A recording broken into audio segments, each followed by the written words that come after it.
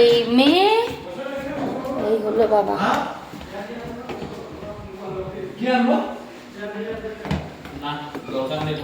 আর আমার তোলার লোক নেই, আমি নিজেকে নিজেই দেখাচ্ছি।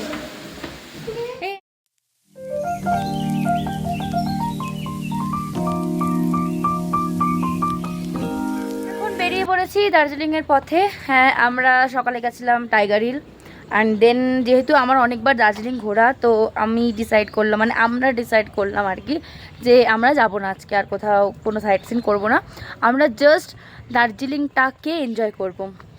আর মাম দিদিদেরও ইচ্ছা ছিল না যাওয়ার জন্য, ওরাও টাইগার হিলটা গেছিলো সকালবেলায়। তো আর মিনমাদারও মোটামুটি ঘোরা, আর মাম দিদিও বললো না ঠিক আছে যাবো না, দার্জিলিংকে এনজয় করব। কারণ দার্জিলিংটা এনজয় করা কিন্তু মোস্ট ইম্পর্টেন্ট থিং।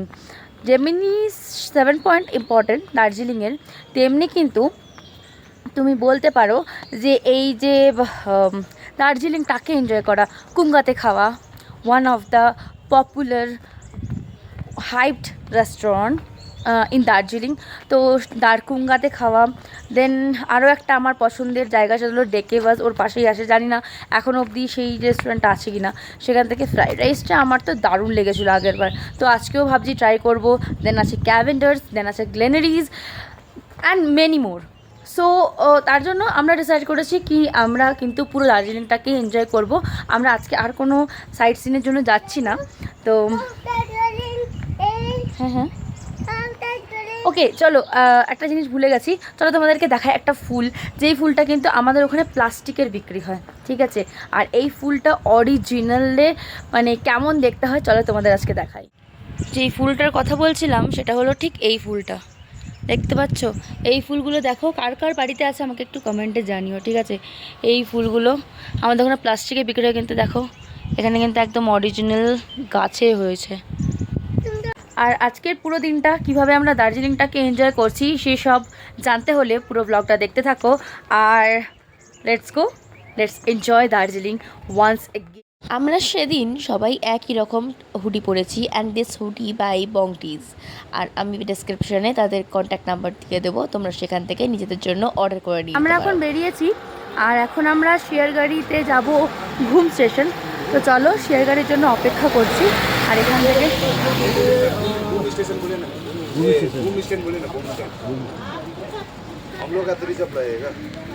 তোমাদের মনে প্রশ্ন জাগতেই পারে যে আমরা কেন শেয়ার গাড়ি করছি আমাদের ঘোরার জন্য। ট্রাভেলসের পক্ষ থেকে কি কিছু দেওয়া হয়নি? হ্যাঁ, নিশ্চয়ই দেওয়া হয়েছে। আমাদের গাড়িটা টু এনজিপি ছিল পুরো প্ল্যানে, কিন্তু আমরা যেহেতু 7 পয়েন্ট ঘুরবো না, তাই বাকি লোকেদের আমাদের সাথে আমরা ইনক্লুড করিনি। এই জন্যই ফ্লাই উইথ ড্রিমস যে গাড়িটা অ্যারেঞ্জ করেছিল সেটাতে বাকি লোকেরা বেরিয়ে গেছিলো, আর আমরা দুজন ফ্যামিলি যেটা ছিলাম তারা ডিসাইড করেছিলাম অনলি দার্জিলিং ঘুরবো। তাই আমরা আমাদের মতো একটু পরে একটা গাড়ি বুক আর শেয়ার করে চলে যাব এই প্ল্যানিংয়েই বেরিয়েছিলাম। বাট সবার সাথে কথা হয়েছিল যে পরে মিট আপ হবে একটা জায়গায়। সো যেমন ভাবনা তেমনি কাজ।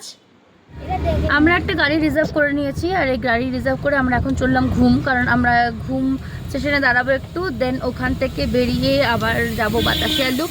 তো এই দুটো জায়গা যাওয়াটা একটু ইম্পর্টেন্ট ছবি টবি তোলার জন্য।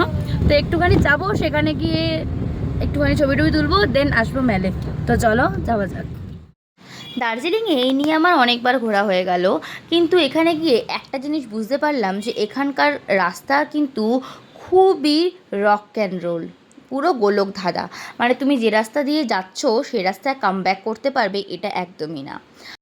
আর আমরাও 5 থেকে 10 মিনিটের মধ্যেই পৌঁছে গেলাম আমাদের ফার্স্ট ডেস্টিনেশন পয়েন্ট, যেটা ছিল কিনা বাতাসিয়া লুপ। সেখানে গিয়ে সামনে এই ছাতা লাগানো কাউন্টারগুলো দেখে আমার মুখ থেকে জল পড়তে শুরু করেছিল, কারণ কি খিদে পাচ্ছিল। কিন্তু সেটাকে কন্ট্রোল করে প্রথমে আমরা ঠিক করলাম কি আমরা আগে ভেতরে ঢুকে পড়বো। আর এই বাতাসিয়া লুপটা অ্যাকচুয়ালি কি জানো, এটা কিন্তু একটা শহীদ স্তম্ভ, মানে যেখানে শহীদদের স্মরণে একটা স্তম্ভ করা আছে, সেটাকে স্মরণ রেখে কিন্তু এই বাতাসিয়া লুপের ঐতিহ্য।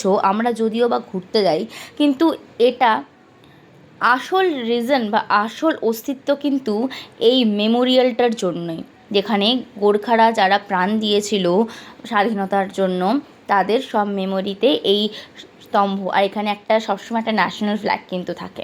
যাই হোক, 50 টাকা করে টিকিট কেটে ঢুকে পড়লাম এর ভেতরে। আর এখানে এত সুন্দর সুন্দর ফুল, এত সুন্দর সুন্দর দৃশ্য দেখে মনটা জুড়িয়ে গেল। আর তোমাদের যদি কপাল ভালো থাকে তাহলে খোলা চোখেই উইদাউট এনি বাইনোকুলার তুমি কিন্তু কাঞ্চনজঙ্ঘার দর্শন পাবে। কিন্তু হ্যাঁ, মেঘ মামার একটুখানি কৃপা হলে তবে পাবে, এটা কিন্তু অ্যাড অন করে রেখো, মানে টার্মস অ্যান্ড কন্ডিশনস অ্যাপ্লাইড বলতে পারো, নিচে একটা ছোট্ট স্টার দিয়ে। কিন্তু যাই হোক, আর এখানে ঢোকা মাত্রই দেখলাম টয় ট্রেন দাঁড়িয়ে আছে। এই যে টয় ট্রেন আসা বা যাওয়া, এটা কিন্তু একটা বিশাল ব্যাপার। কেন তোর বাতাসে লুপ রোদ দেখা দিয়েছে তাহলে তোদের? রোদ দেখা দিয়েছে, কিন্তু আমরা এখনো পর্যন্ত কাঞ্চনজঙ্ঘা খুঁজছি। সকালে তো কাঞ্চনজঙ্ঘা দেখলি, আবার কতবার দেখলি? বাতাসিয়া লুপের মাঝখান বরাবর এই শহীদ মিনার বা শহীদ স্তম্ভ যেটা আছে সেটা অবস্থিত। আর তার চারপাশে ব্ল্যাকবোর্ডে লেখা আছে যারা শহীদ হয়েছিলেন তাদের প্রত্যেকের নাম। আর সেখানে গিয়ে এই কাপেলের সাথে দেখা হলো, তাদেরকে দেখে মনে হলো বুড়ো হলেও কি হবে, প্রেম বরকরার হ্যাঁ বস। তারপরে একটু এগোতেই দেখা পেলাম টয় ট্রেনের। হুস হুস করে আওয়াজ দিয়ে ঢুকে পড়ছে টয় ট্রেন বাতাসিয়া লুপে।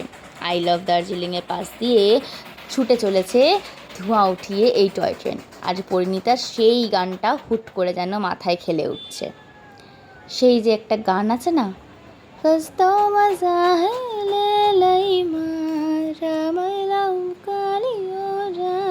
এখানে আসা মাত্রই আরেকটা মাথায় হুট করে এলো কি বাচ্চাদেরকে পাহাড়ি দেশের জামা কাপড় পরিয়ে ছবি তোলা হবে।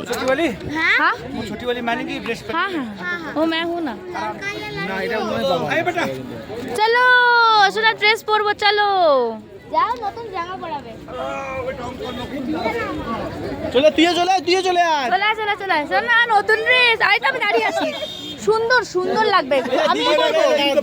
হ্যাঁ दीदी পড়বে তুইও পড় ছবি मैंने बोला था तो मैंने की वो पहनने से वो शायद मान जाए। आपका वो कभी मिलेगा तो मैडम हम लोग नहीं पहनेंगे, हम लोग का हो गया।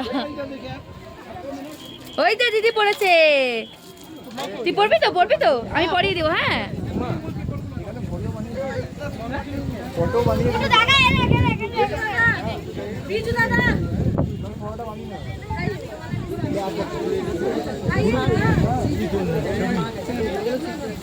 ভেবেছিলাম মেয়ে হয়তো এত সুন্দর কালারের ড্রেস দেখে মেনে যাবে, কিন্তু আনফর্চুনেটলি এত কান্নাকাটি স্টার্ট করলো যে ভাবলাম হয়তো আর মনের স্বাদ পূরণ হবে না। তবুও লাস্ট একটা চান্স নিলাম যে দিদি পড়েছে সোনা, একটুখানি কি পড়বি, এই সব বুঝিয়ে বাজিয়ে পটিয়ে পাটিয়ে ফাইনালি দেখা যাক কি করা যায়। তোমরা ব্লগটা দেখতে থাকো, আদৌ আমার মেয়ে পড়লো কি না সেটা কিছুক্ষণ পরে রিভিল হবে। वो देगा ना जाए ना মানে কি देगा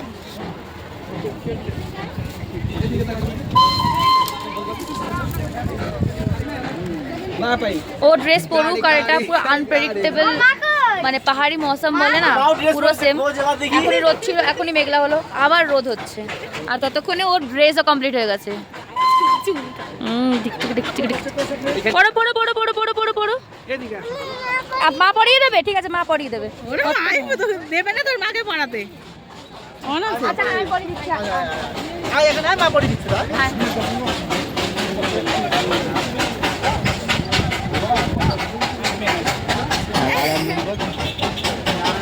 इसको वो वाला एक तो दीजिए ना ভুটানি ভুটানি ঘুমড়ো ঘুমড়ো ছিঁড়ে দিস না কিন্তু আবার।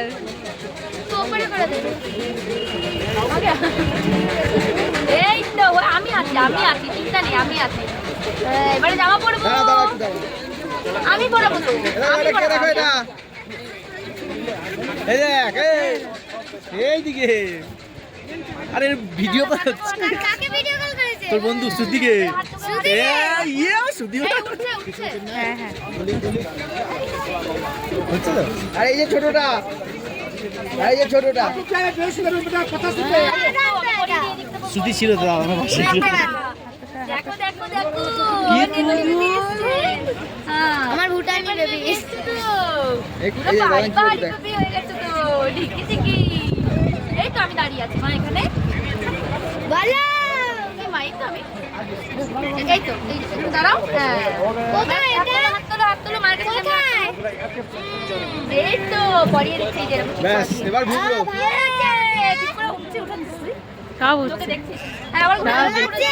আমি ঠিক করে দিই ঠিক আছে। ও মামা আরে কাছে বলুন মোটামুটি ছুঁয়ে ছুঁয়ে নিয়ে যাবে বুঝলি তো চাহিদা যাবে এবার হার পড়াবে ও ফুটু ম্যাচিং ম্যাচিং ঠিক আছে এখানে এখানে বাবা মা এখানে এসো মা এদিকে এসো दोनों देश में बारी बारी হ্যাঁ হ্যাঁ হ্যাঁ ঠিক আছে ফাটা পাঠিয়ে দিচ্ছি ডিক্কি চিকি ডিক্কি চিকি ডিক্কি চিকি ডিক্কি চিকি ডিক্কি চিকি ফাইনালি আমার মেয়েকে পড়াতে পেরেছি মানে বুঝতে পেরেছো ও heavy heavy finally mission completed. মেয়েকে জামা কাপড় পরিয়ে সুন্দর পাহাড়ি মেয়ে সাজিয়ে ছবি তুলে রিলস করে আমাদের আজকেকার মতো বাতাসিয়া লুপ ঘোরা কমপ্লিটেড। দিনটার শুরুটা কিন্তু বেশ জম্পেশি হলো। এরপরে কি হয় দেখা যাক। পজিটিভিটি নিয়েই চললাম আমাদের নেক্সট ডেস্টিনেশনের পথে, কিন্তু যাওয়ার আগে একটু খিদে খিদে পাচ্ছিল। আর আবার দেখতে পাচ্ছ পুরো মেঘলা হয়ে গেছে, কাঞ্চনজঙ্ঘা আর দেখা যাচ্ছে না। বাতাসিয়া লুপ থেকে এক্সিট করার পরই সামনে নজরে পড়লো এই তেলে ভাজার দোকানটা, যেখানে একটা দিদি তেলে ভাজা বিক্রি করছিল। আমরাও লোভ সামলাতে না পেরে নিয়ে নিলাম আমাদের জন্য দুটো করে পেঁয়াজি, কেন কি না এখান থেকে আবার আমাদের নেক্সট ডেস্টিনেশনের পথে যাওয়ার পথে খাওয়ার জন্য। আজকেকার দিনের জন্য আমাদের নেক্সট যে ডেস্টিনেশন ছিল সেটা দ্য আইকনিক স্টেশন ঘুম। আর এই ঘুম স্টেশনই কিন্তু ইন্ডিয়ার সব থেকে উচ্চতম স্টেশন। এতবার গেছি ঘুম স্টেশনে, আমার খুব একটা যাওয়া হয়নি, কিন্তু এইবার সেটা যেতে পারলাম। গিয়ে বেশ ভালো লাগছিল, ছিমছাম পরিষ্কার পরিচ্ছন্ন স্টেশন। এই স্টেশনটা তৈরি হয়েছিল 1881-এ, আর ভারত স্বাধীনতা লাভ করে 1947-এ। মানে বুঝতে পারলে এটা কিন্তু একটা স্টেশন যেটা ব্রিটিশ আমলে তৈরি হয়েছিল। অ্যাকচুয়ালি কিন্তু ব্রিটিশরাই এই হিমালয়ান রেলওয়ে যে ট্র্যাক, যে রেলওয়ে চলাচল, এই পুরোটাই কিন্তু ব্রিটিশরাই স্টার্ট করেছিল। আর এই স্টেশনটা কত অল্টিটিউড মানে কত উচ্চতা জানো? 2258 মিটার। আর এই স্টেশনে গেলে মোটামুটি এই স্টেশন সম্বন্ধীয় যা যা ইনফরমেশন আছে এখানে জায়গায় জায়গায় মেনশন করা আছে, তো তোমরা সেখান থেকে নিজেদের জন্য গ্যাদার করে নিতেই পারো। সেখানে অনেক রকম খাবার দোকান, চায়ের দোকান ছিল। তা আমরা ভাবলাম সেখান থেকে আমরাও কিছু খাবার দাবার কিনি, একটুখানি সময় কাটাই। তাই বাচ্চাদের পছন্দের কিছু কটন ক্যান্ডি আর কিছু মার্শম্যালোর সাথেই শুরু হলো এখানকার খাবার এক্সপ্লোরেশনের কাজ। আর আমরা আমাদের জন্য নিয়েছিলাম চা। দেখো, দার্জিলিং এ গেলে চা খাবো না তা কি কখনো হয়? আমরা মানে যেখানে যেখানে গেছি সেখানে সেখানে একবার হলেও চা ট্রাই করেছি। তো কি পেয়েছো দেখি দেখি আর আমি মার্শমেলো পেয়েছি। তুমি কি পেয়েছো বলে দাও? Cotton candy. আর আমি মার্শমেলো। ভালো না ভালো না ভালো না। স্টেশনের রেল লাইনটা ক্রস করে অপোজিট সাইডেই দেখতে পেলাম একটা মিউজিয়াম টাইপ কিছু করা আছে। বুঝতে না পেরে পৌঁছে গেলাম সেখানে। গিয়ে দেখলাম হ্যাঁ সত্যি ঘুম স্টেশনের উপর ভিত্তি করে এখানে করা আছে একটা ছোট্টখাট্ট মিউজিয়াম, যেখানে ঘুম স্টেশনের নিয়ে বিভিন্ন রকম ইনফরমেশন দেওয়া আছে। আর এই জায়গাটা কিন্তু বেশ সুন্দর দেখতে। আর আজকের মতো ঘুম স্টেশন ঘোরাও কমপ্লিট। একটু ঘুমিয়ে ঘুমিয়ে একটু এনজয় করার পর এবারে পালা আমাদের মেলের। আর মেলে গিয়ে কিছু তো ভোজন তো করবোই, কারণ দুপুরে গেছে যতই খাই না কেন ওখানে গিয়ে কিছু তো খাবো। আর কি খাবো সবাই তোমাদের সাথে শেয়ার করবো, তার সাথে থাকো। এখন আমরা আছি কুঙ্গাতে। আমরা কিন্তু দার্জিলিংয়ে কিন্তু কোনোবারই মানে ট্রাই করি কুঙ্গা যেন মিস না হয়, কারণ আফটার 3 to 3:30 কুঙ্গাতে কোনো দিনই তোমরা মোমো পাবে না, যেটার জন্য আমাদের মেন আশা। তো আমরা অবভিয়াসলি এখানে এসে সবার আগে মোমোটাই খাবো, কারণ মোস্ট হাইপ আর মোমো এখানে দার্জিলিংয়ে। সো এটা আমার থার্ড টাইম যেখানে আমি কুঙ্গাতে যাব। আজকেও চিকেন চিজ মোমোটাই সবার আগে নেব, এটা তো ড্যাম শিওর, তাই আগে থেকে বলে দিলাম। অ্যান্ড তারপরে আর কি অর্ডার করি চলো তোমাদের সাথে সবই শেয়ার করবো, তো সাথে থাকো। আর এখন মোটামুটি কিন্তু 3-4 জনের পর আমি লাইনে আছি। এখানে অলওয়েজ লাইন থাকে, তো লাইন ছাড়া কখনো তুমি পেয়ে যাবে, প্লিজ ডোন্ট এক্সপেক্টেড। কারণ এই ভেতরটা কিন্তু অনেকটাই ছোট, আমি আগের ব্লগেও তোমাদের সাথে শেয়ার করেছিলাম, আমি লিঙ্ক দিয়ে দেবো, তোমরা সেখান থেকে দেখতে পারো।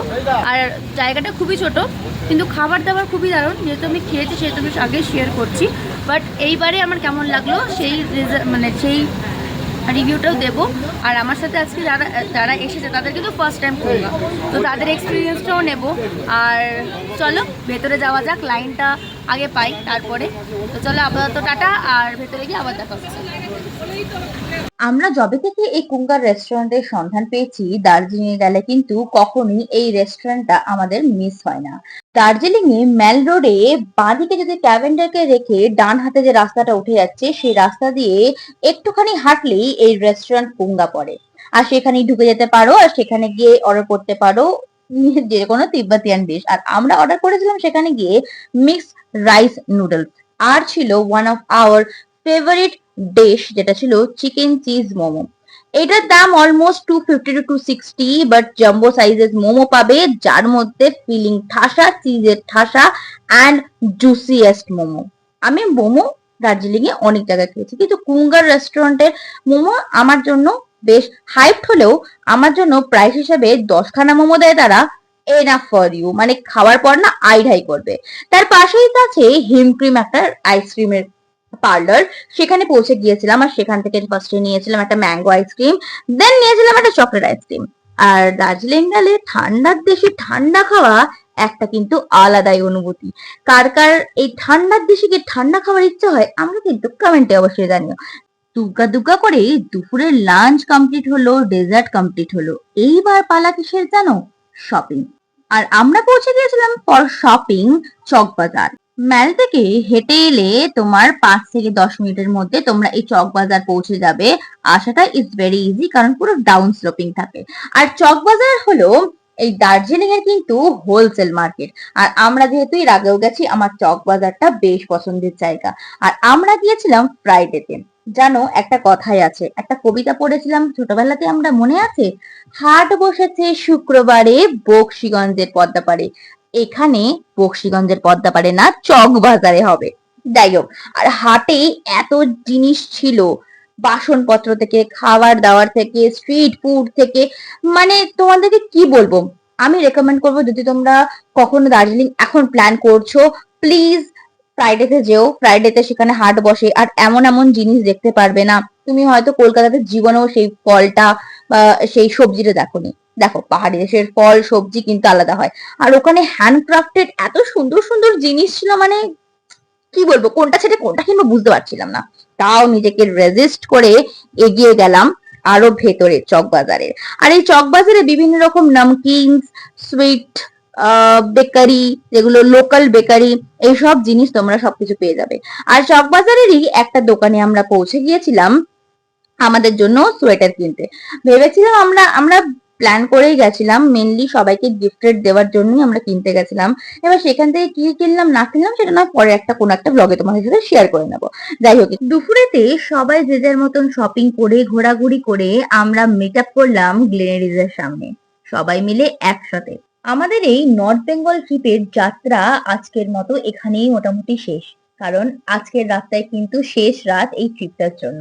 তাই আমরা প্ল্যান করেছিলাম শেষ রাতে সবাই একসাথে মিলে হই হুল্লোড় করে খাবো, এটাই কিন্তু আনন্দের। তাই পৌঁছে গেলাম গ্লেনারিজের সামনে।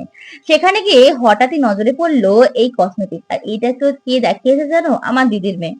আর সেইটা শুনে ব্যাস আমার পেটের গুড়গুড় তো স্টার্ট। আর আমি সোজা পৌঁছে গেলাম এদের বেকারি কাউন্টারে, মানে গ্লেনারিজের বেকারি কাউন্টারে। সেখানে একটা সেকশনে দেখলাম বিভিন্ন কসমেটিক্স প্রোডাক্ট রাখা আছে, যার মধ্যে ছিল lip balm, lip and cheek tint and বগেরা বগেরা, পারফিউম ছিল সেখানে, লিপ বাম ছিল অ্যান্ড হ্যান্ডমেড সাম আচার্স ছিল।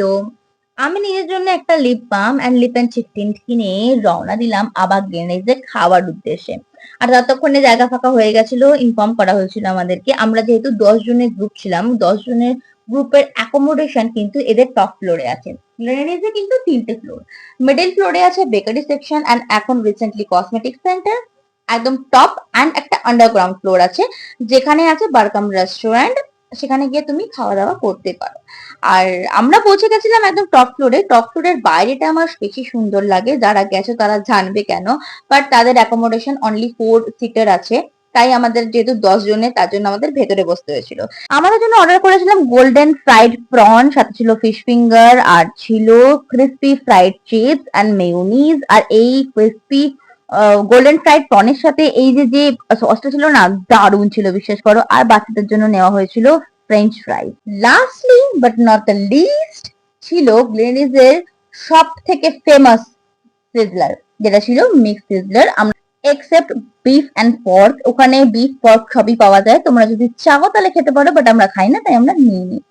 অ্যান্ড অসম টেস্ট, বিশ্বাস করো। কারা কারা গ্লেনিজে গিয়ে খেয়েছো, তাদের এক্সপিরিয়েন্স কি, আমাকে কিন্তু কমেন্টসে একবার অবশ্যই হলেও জানাতে কিন্তু ভুলো না। তারপর সবার কেমন এক্সপিরিয়েন্স হলো দার্জিলিং বলো? সবাই অন্ধকারে এসে তারপরে এক্সপিরিয়েন্স দিলে হবে? সবাই অন্ধকারে চলে এসছে, মেল বন্ধ, আমরা এখনো বাড়ি রুম পৌঁছাতে পারিনি। সেদিনকে ডিনারটা আমরা হোমস্টেতে করেছিলাম, আর ছিল ডিনারে ফ্রাইড রাইস, ছিল পায়েস, চিলি চিকেন, আর ছিল একটা বেগুনি। অসম খাবার দাবার ছিল। তো ব্লগটা এখনকার মতো এখানে শেষ করছি, আবার নেক্সট ব্লগে দেখা হবে। ভিডিওটা ভালো লেগে থাকলে একটা লাইক করতে ভুলো না, and subscribe for more such videos. Tata, পরে দেখা হচ্ছে আবার নেক্সট ব্লগে।